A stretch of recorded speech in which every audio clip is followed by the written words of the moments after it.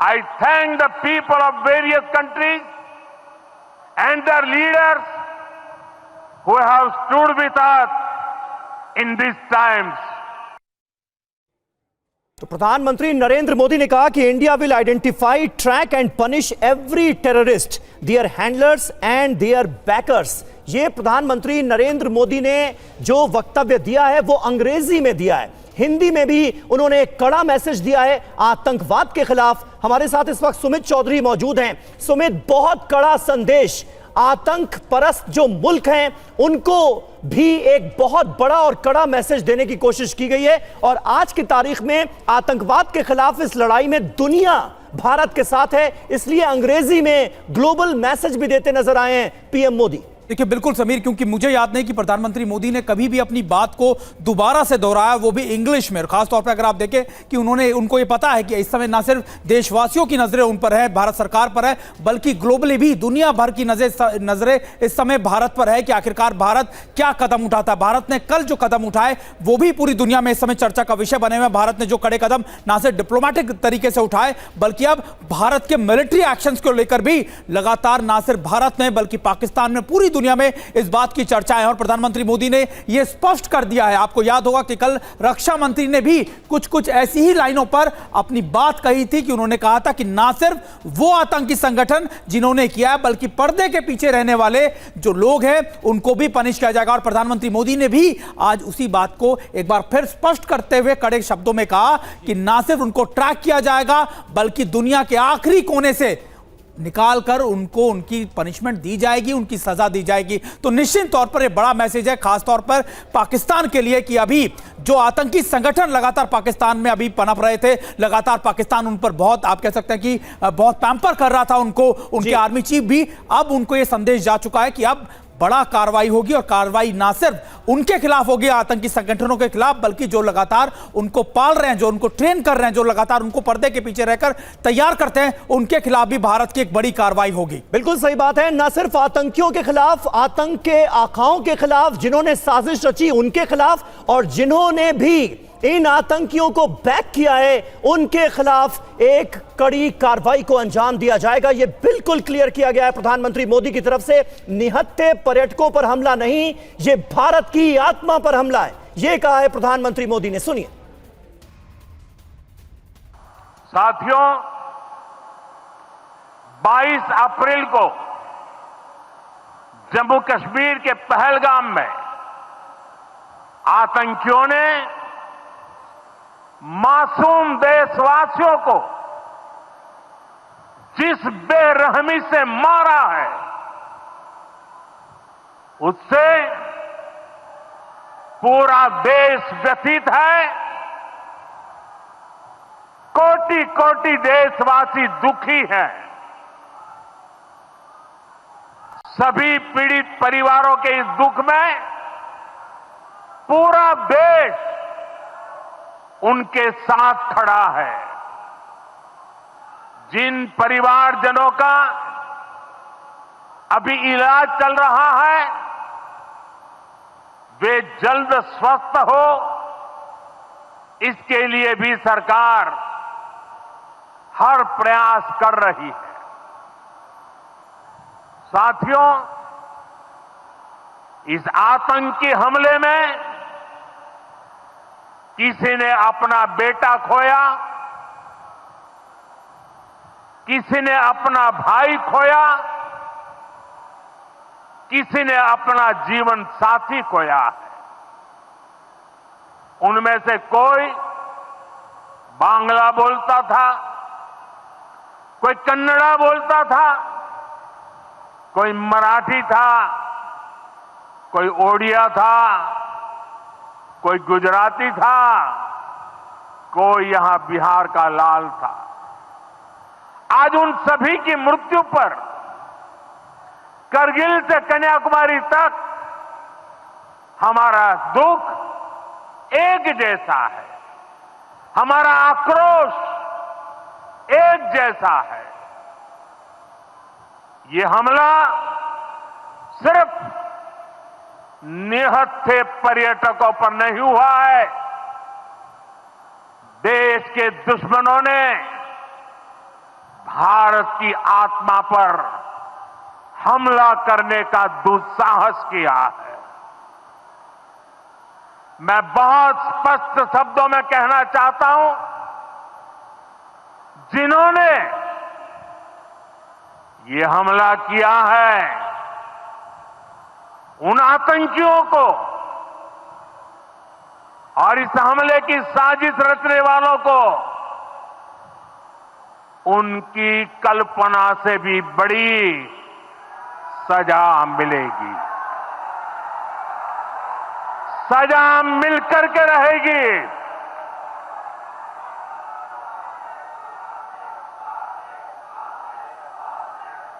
अब आतंकियों की बची खुची जमीन को भी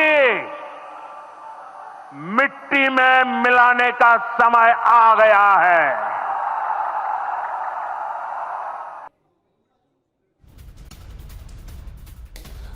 तो देखिए, आपने सुना प्रधानमंत्री नरेंद्र मोदी को, उनकी तरफ से साफ कहा गया है कि आतंकवादियों की जो अब बची खुची जमीन है उसे मिट्टी में मिलाने का वक्त आ गया है। सुमित, मैं आपसे जानना चाहूंगा, और प्रधानमंत्री ने एक और बात कही है कि जो कल्पना की होगी उससे भी बढ़कर अब सजा मिलेगी, यानी कि इससे पहले उरी या फिर जो पुलवामा में अटैक हुआ था और फिर जो भारत ने सर्जिकल स्ट्राइक जो कार्रवाई की थी, क्या इस बार जो एक्शन होगा उससे भी बड़ा होने वाला है? यह इंडिकेशन प्रधानमंत्री का है। देखिए, मुझे जो मैं प्रधानमंत्री मोदी के बयान को जो डिकोड कर पा रहा हूं या जो समझ पा रहा हूं वो ये कि आपको सर्जिकल स्ट्राइक पहली याद होगी जब लॉन्च पैड्स पर अटैक किया गया था, दूसरी बालाकोट की स्ट्राइक जहां पर ट्रेनिंग कैंप्स को अटैक किया गया था, लेकिन अब सीधे तौर पर हेडक्वार्टर्स पर अटैक किया जाएगा। और मेरे को यह भी अंदेशा है, क्योंकि आज ही हमने अपने दर्शकों को खबर दिखाई कि भागलपुर के अंदर कैसे हेडक्वार्टर्स को, जैश के हेडक्वार्टर्स को, दूसरे हेडक्वार्टर्स को खाली कराया जा रहा है। तो निश्चित तौर पर प्रधानमंत्री का यह संदेश बची कुची जमीन या बचे कुचे इरादे या फिर जो निशाने हैं उसी की तरफ है। और उन्होंने साफ तौर पर कहा है कि अब लॉन्च पैड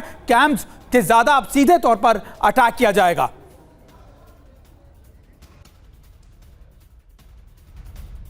बिल्कुल सुमित, जैसा कि ये बात सामने आ रही कि एक बड़ी कार्रवाई होगी और प्रधानमंत्री नरेंद्र मोदी ने बिहार की रैली में एक कड़ा और बड़ा मैसेज भी देने की कोशिश की है पाकिस्तान को। क्या कहा प्रधानमंत्री ने, एक बार फिर से सुनते हैं।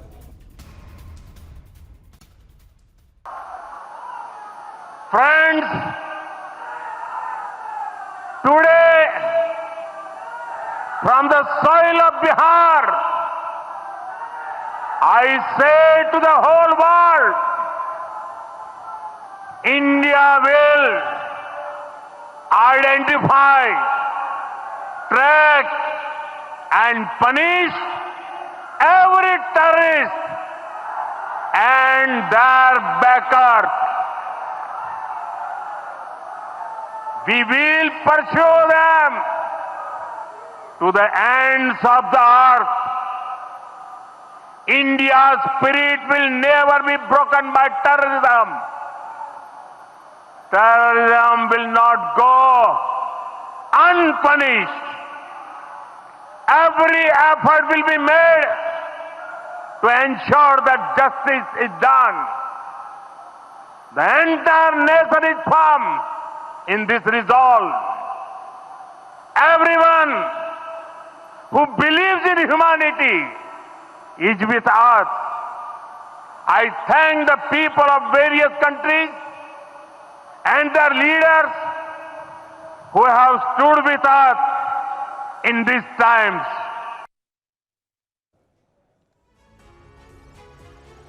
तो अंग्रेजी में अपने भाषण के माध्यम से पूरी दुनिया को यह मैसेज देने की कोशिश की है प्रधानमंत्री नरेंद्र मोदी ने कि धरती के आखिरी हिस्से तक आतंकवादी या जो भी जिम्मेदार हमलावर उनको ढूंढकर खत्म किया जाएगा। कर्नल यूएस राठौर हमारे साथ इस वक्त जुड़ रहे हैं थोड़ी देर में, और उनसे भी हम समझने की कोशिश करेंगे कि प्रधानमंत्री ने अपने भाषण के माध्यम से जिस तरह की कार्रवाई की बात की है उसके मायने क्या है, और उस कि अगर हम देखें उसका लेवल ऑफ एक्शन, जो भी काइनेटिक एक्शन होगा उसका क्या हो सकता है। यूएस राठौर हमारे साथ, कर्नल यूएस राठौर जुड़ चुके हैं। राठौर साहब, सबसे पहले तो हम समझना चाहेंगे प्रधानमंत्री ने जो कुछ भी कहा है पाकिस्तान को लेकर या ये जो हमला हुआ है उसको लेकर, उसमें आप जो मैसेज ढूंढ पाए हैं वो क्या है?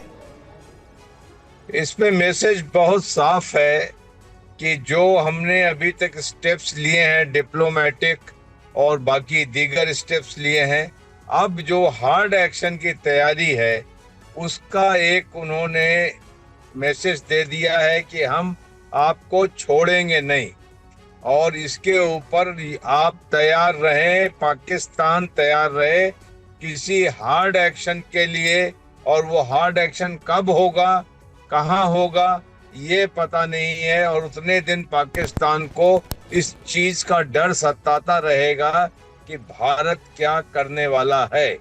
लेकिन इस प्रकार जो मैसेजिंग आज है, उस मैसेजिंग में जो सबसे बड़ी चीज उभर के आ रही है कि ये कोई सुपरफिशियल एक्शन नहीं होने वाला है, ये सब्सटेंशियल एक्शन होने वाला है, और उसके लिए हमें तैयार रहना चाहिए। कर्नल राठौर, क्या एक लाइन में प्रधानमंत्री नरेंद्र मोदी के इस संबोधन के मायने ये हैं कि असली बदला अभी बाकी है? क्योंकि सीसीएस की मीटिंग के बाद जो फैसले लिए गए थे, जो डिप्लोमेटिक स्ट्राइक एक तरीके की गई थी, इंडस वाटर ट्रीटी को सस्पेंड कर दिया गया था, डिप्लोमेटिक टाइज जो है वो कम कर दिए गए थे। प्रधानमंत्री कह रहे हैं कि असली बदला अभी बाकी है। क्या उनके संबोधन का, इस बड़े मैसेज का मतलब ये निकाला जा सकता है? आपका क्या कहना है इस पे?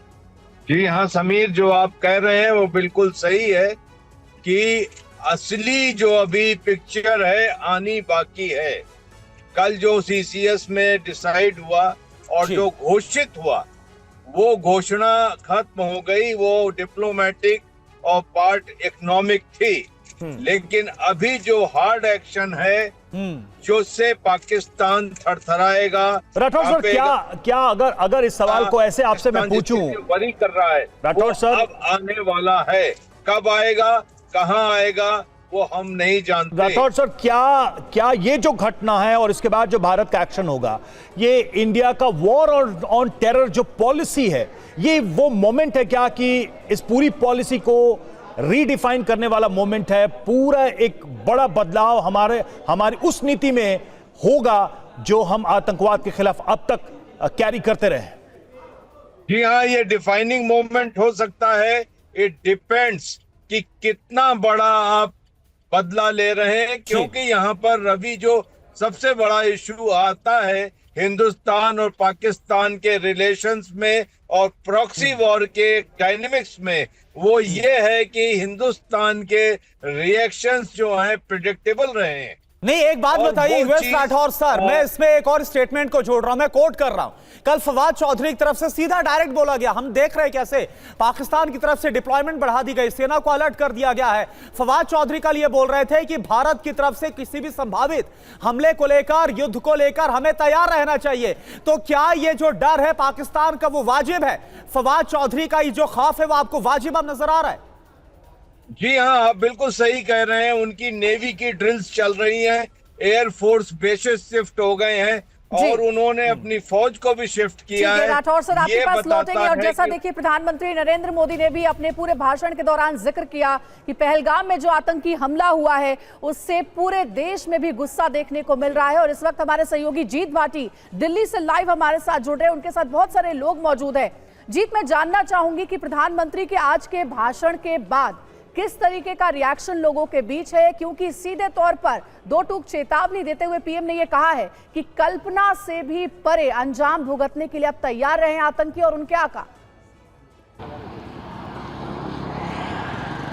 बिल्कुल, देखिए मैं पाकिस्तान हाई कमीशन के बाहर यहाँ पर खड़ा हुआ हूँ। यहाँ इसको जो है बंद है और फिलहाल यहाँ लोग इकट्ठा हुए थे, कुछ लोग तिरंगा लेकर पहुँचे थे और उन लोगों को यहाँ से पुलिस ने फिलहाल हटा दिया है। लेकिन लोगों से जो हमने बात की थी, जो लोग यहाँ आए थे, उनके अंदर रौस है, साफ तौर पे कह रहे हैं कि अब जो है जो पाकिस्तान है उसको मुँह तोड़ जवाब दिया जाना चाहिए। और जिस तरीके से आपको याद है कि पहले सर्जिकल स्ट्राइक की गई थी, उस तरह की लोग मांग कर रहे हैं। लोगों में काफ़ी यहाँ पर रौस देखने को मिल रहा है। यही वजह है कि रह के पाकिस्तान हाई कमीशन के बाहर लोग यहाँ आते। कुछ देर पहले भी कुछ लोग तिरंगा लेकर के यहाँ पर पहुँचे थे। उससे पहले अगर हम सुबह की बात करते, सैकड़ों की तादाद में भीड़ यहाँ पर पहुँची थी। यहाँ थोड़ी दूरी तीन मूर्ति चौक है, वहाँ लोग इकट्ठा हो रहे हैं। लोगों के अंदर रौस है, लोगों के अंदर गुस्सा है और वो ये कह रहे हैं कि पाकिस्तान को अब उसी की भाषा में सबक सिखाया जाना चाहिए और ऐसा सबक सिखाया जाए कि ऐसी हिमाकत द्वारा पाकिस्तान ना कर पाए जिस तरीके से 28। ठीक है, जीत भाटी बने रहे आप हमारे साथ। सुमित चौधरी भी हमारे साथ मौजूद हैं लगातार। सुमित, खास तौर पर अंग्रेज अंग्रेजी में जो संबोधन था प्रधानमंत्री नरेंद्र मोदी का,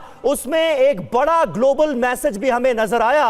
प्रधानमंत्री ने यह बताने की कोशिश की है कि आतंकिस्तान को अब चेत जाना चाहिए, क्योंकि आतंक के खिलाफ इस जंग में दुनिया के वो तमाम देश जो ह्यूमैनिटी में, मानवता में विश्वास रखते हैं, वो हमारे साथ हैं। तो मुझे लगता है यह भी एक बहुत स्ट्रांग मैसेज है अगेंस्ट पाकिस्तान। देखिए, बिल्कुल सीसीएस की बैठक के बाद से ही माना जा रहा था कि प्रधानमंत्री मोदी कई खासतौर पर डिप्लोमेटिक चैनल्स के थ्रू लगातार अपने सहयोगी देशों के साथ, अपने स्ट्रेटेजिक पार्टनर्स के साथ और तमाम दुनिया के देशों को कॉन्फिडेंस में लेंगे कि आखिरकार भारत ये कार्रवाइयां क्यों कर रहा है, भारत ये पाकिस्तान के खिलाफ खड़े कदम क्यों उठा रहा है, क्योंकि पाकिस्तान लगातार मान नहीं रहे, पाकिस्तान लगातार आतंकी संगठनों को पैसा दे रहा है, उन्हें चीजें मुहैया करा रहा है। और इस अटैक में भी उनके हैंडलर्स पाकिस्तान से बैठकर इन आतंकियों को लगातार डायरेक्ट कर रहे थे। तो निश्चित तौर पर उसके बाद ये मैसेज उन सभी तमाम देशों के लिए बिहार के, आप कह सकते हैं, जमीन से दिया गया। और प्रधानमंत्री मोदी ने यह बात कही भी कि ग्लोबली मैं ये मैसेज बिहार की जमीन से देना चाह रहा हूं कि अब भारत ना तो उनको छोड़ेगा, ट्रैक करेगा, और दुनिया के किसी कोने में वो छुपे हो हम उनको ढूंढ निकालेंगे, हम उन्हें पनिश करेंगे। तो निश्चित तौर पर यह मैसेज एक ग्लोबल मैसेज था जो दुनिया भर के तमाम देशों के लिए था। लेकिन इंपॉर्टेंट यह भी है समीर कि प्रधानमंत्री मोदी ने साफ तौर पर यह भी कहा कि अब सीधे तौर पर उनकी जो बची कुची जमीन है, यानी जिस पर लगातार पाकिस्तान आर्मी उनको ट्रेन करती हो या फिर उनको पैम्पर करती हो या फिर उनको वहां पर पैदा करती हो, उनको भी खत्म किया जाएगा। यानी उनकी हर चीज पर, यानी उनके बेसिस पर, या फिर आप कह सकते हैं उनको मिलने वाली फंडिंग को लेकर, उनको मिलने वाली, मुझे लगता है ये बहुत इंपॉर्टेंट बात है सुमित, बहुत इंपॉर्टेंट बात है। ये सीधा मैसेज है कि एक्शन अभी खत्म नहीं हुआ है। यानी डिप्लोमेटिक स्ट्राइक करने के बाद अगर पाकिस्तान या पाकिस्तान में बैठे आतंक के आका इस मुगालते में थे कि एक्शन ले लिया गया है, तो ऐसा नहीं हुआ है, असली एक्शन अभी बाकी है। अमीर, अगर मैं कहूं कि सीसीएस की बैठक के बाद जो पहले कदम कुछ उठाए गए, अगर आप उनको देखें तो वो आपको दिखेगा कि वो बहुत कड़े कदम थे, लेकिन कागजी कार्रवाई थी। लेकिन अब जमीनी कार्रवाई की टाइम आ चुका है, और जमीनी कार्रवाई हमेशा सरप्राइज एलिमेंट के साथ आती है। जमीनी कार्रवाई तब की जाती है जब वो सबसे ज्यादा रिलैक्स हो, ऐसी जगहों पर की जाती है जहां पे सबसे ज्यादा मजबूत हो, ताकि लंबे समय तक पाकिस्तान को इस बात का एहसास रहे। सही बात है, वो सरप्राइज एलिमेंट अभी बाकी है, असली बदला अभी बाकी है, अभी और एक्शंस झेलने के लिए तैयार रहे पाकिस्तान। ये बहुत बड़ा और कड़ा मैसेज प्रधानमंत्री नरेंद्र मोदी की तरफ से दिया गया है। प्रधानमंत्री मोदी की आज की स्पीच में अंग्रेजी में एक ग्लोबल मैसेज भी उनकी तरफ से दिया गया। क्या अपने संबोधन में अंग्रेजी में प्रधानमंत्री नरेंद्र मोदी ने कहा है, सुनिए। Friends, today from the soil of Bihar I say to the whole world, India will identify, track and punish every terrorist and their backers. We will pursue them to the ends of the earth. India's spirit will never be broken by terrorism. Terrorism will not go unpunished. Every effort will be made to ensure that justice is done. The entire nation is firm in this resolve. Everyone who believes in humanity is with us. I thank the people of various countries and their leaders who have stood with us in these times. एक और बड़ी खबर है, पहलगाम हमले का सबसे नया video भी सामने आया है। गोली मारते दिख रहे हैं आतंकी। हमले के दौरान ये वीडियो बनाया गया है और हमले के दौरान फायरिंग की भी आवाज सुनी जा सकती है। ये वीडियो आपको दिखाते हैं।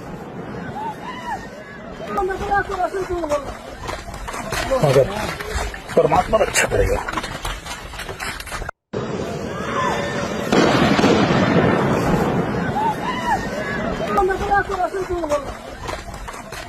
तो देखिए, यही वो वीडियो है, सबसे नया वीडियो ये बताया जा रहा है उस दौरान का वीडियो जब पर्यटक पहलगाम के इस इलाके में मौजूद थे, सब एंजॉय कर रहे थे और अचानक से आतंकी आते हैं और ताबड़तोड़ गोलियां बरसाना शुरू कर देते हैं।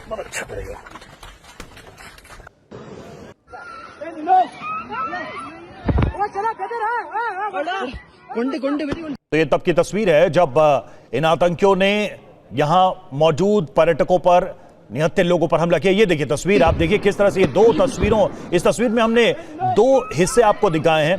अगर आप ये लाल घेरा देख रहे हो, किस तरह से आतंकवादी हाथों में ऑटोमेटिक राइफल लिए, AK-47 लिए, वहां पर मौजूद पर्यटकों के ऊपर गोलियां बरसा रही है। ये देखिए, ये पहली तस्वीर जिसमें एक आतंकी नजर आ रहा है और वहीं दूसरी तरफ एक और आतंकी है जो वहां पर मौजूद लोग जो बैठे हैं नीचे, उन पर गोलियां बरसा रहा है। तो इस तरह से बर्बरतापूर्वक, कायरतापूर्वक यह हमला उन लोगों पर किया गया जो निहत्थे थे, निरीह थे।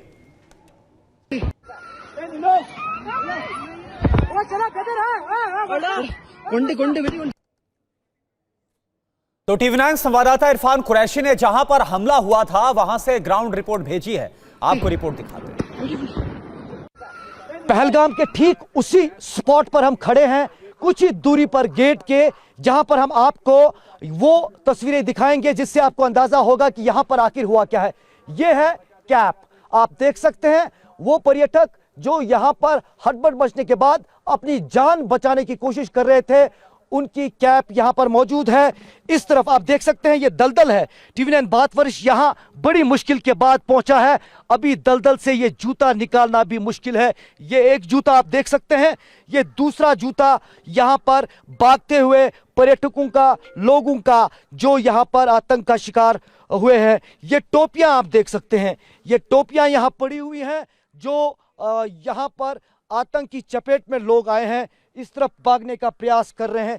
ये दूसरी टोपी इस तरफ मेरे कैमरा पर्सन दिखाएं, आप देख सकते हैं ये घटना स्थल पर मौजूद है।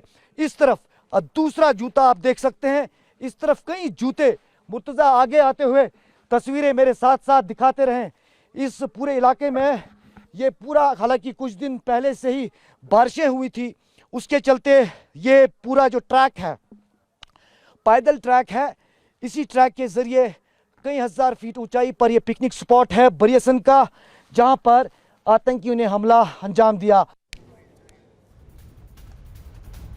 सुमित हमारे साथ जुड़े। सुमित, एक एक करके जो वीडियोस सामने आ रहे हैं, कई नई बातें देखने को मिल रही हैं। हमने इरफान की रिपोर्ट भी देखी वहां पर कि किस तरीके से लोगों ने भागने की कोशिश भी की, लेकिन एक चीज बहुत साफ साफ यहां पर दिखाई दे रही है कि बहुत ही तय करके आए थे आतंकी कि यहां लोगों को मारना ही है। वो ये नहीं सोच के आए थे कि कितनों को मारना है, कितनों को नहीं मारना है, किसको मारना है।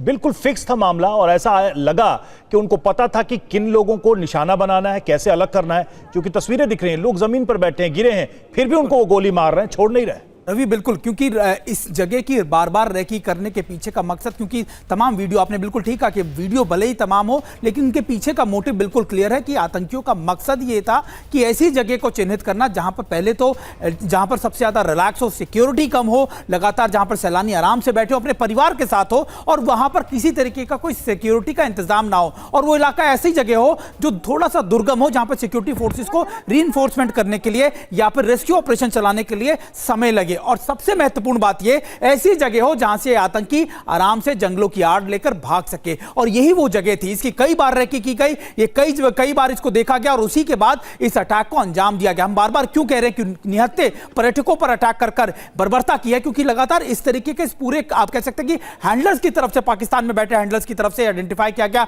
गो हेड दिया गया, और उसी के बाद इन आतंकियों ने इस घटना को अंजाम दिया। सबसे महत्वपूर्ण बात यह भी कि लगातार आप देखिएगा कि कैसे हर चीज को, हर घटना को इन्होंने अपने कैमरे पर रिकॉर्ड किया है, अंजाम दिया गया है। सुमित, हमारे साथ आप जुड़े रहिएगा। देखिए, एक और ब्रेकिंग न्यूज आ रही है। सिंधु जल संधि पर रोक से घबराया हुआ है पाकिस्तान, और भारत के एक्शन पर पाक सांसद शेरी रहमान का बयान आया है। संधि पर रोक लगाना गलत है, शेरी रहमान ने कहा है।